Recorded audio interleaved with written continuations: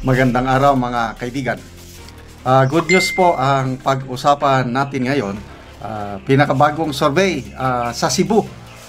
Parehas ito sa result of survey sa Mindanao, na kung saan lahat ng PDP, yung Duterte, pasok sa Magic 12.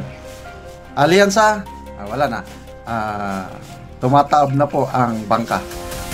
Ito, Brigada News FM Cebu, pinost nila, resulta ito sa survey, online survey ni Attorney Jorel Broca Patino Page, senatorial online survey.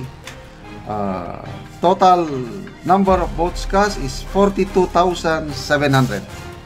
So ito po yung nangunguna sa survey. Bongo nangunguna 5,162 votes. Bato de la Rosa 4,625 votes. Pangatlo, Jimmy Bundok 4,063 votes. Pang-apat, Rodante Marcoleta 3,746 votes. Panglima, Philip Salvador 3,337 votes. Pang-anim, Raul Lambino 3,200 votes. Pang-pito, Jesus Hinlo 3,012 votes. Pang-walo, Willie Ong. Naku, naisama pa si Doc Willie Ong. Nag-withdraw na ito 2,681 votes. Pang-siyam, Victor Rodriguez 2,453 votes. Pang-sampo, Apollo Kibuloy 2,264 votes. Number 11, Willie Rebillami 2,023 votes. Richard Mata, number 12, 1,392 votes. Okay. So, ulitin ko, may survey na last week ko ito na nakita sa post. Buong Mindanao naman, lahat po ng PDP 10 pasok. Ang naidagdag lang doon, Hunasan and I think Bam Aquino. So dito sa Cebu, ang naidagdag is Willie Rebillami and Willie Ong. Dalawang Willie. So, ano ang ibig sabihin nito? Ang baluarte talaga ng PDP o ang Duterte is Visayas and Mindanao. Kaya, kung mapapansin nyo, ang alyansa, wala na silang campaign rallies ngayon sa Visayas and Mindanao. Puros na lang Luzon. Kailan ba yung Batangas atang pinaka-latest? Before yung Batangas is Lucena City.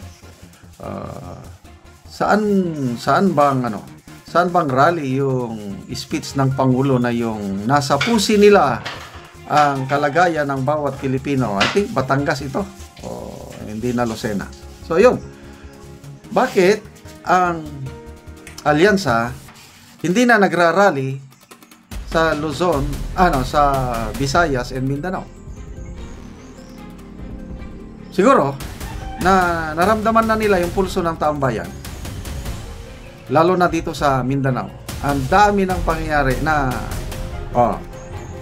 yung Pitugo Zamboanga del Sur, Mayor, ngayon lang isinggit na to, BBM, BBM.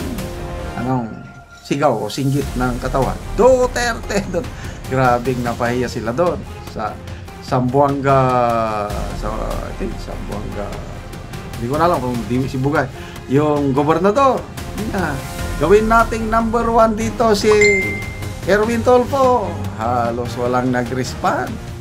Pinagalitan ng gobernador ang mga mayor.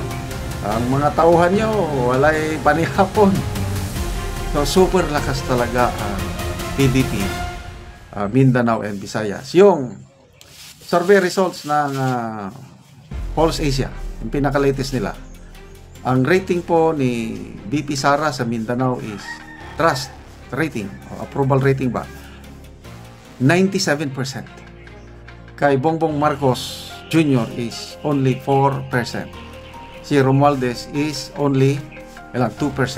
Sa Visayas, ganun din, mataas din ang rating ni BP Sara, 76%.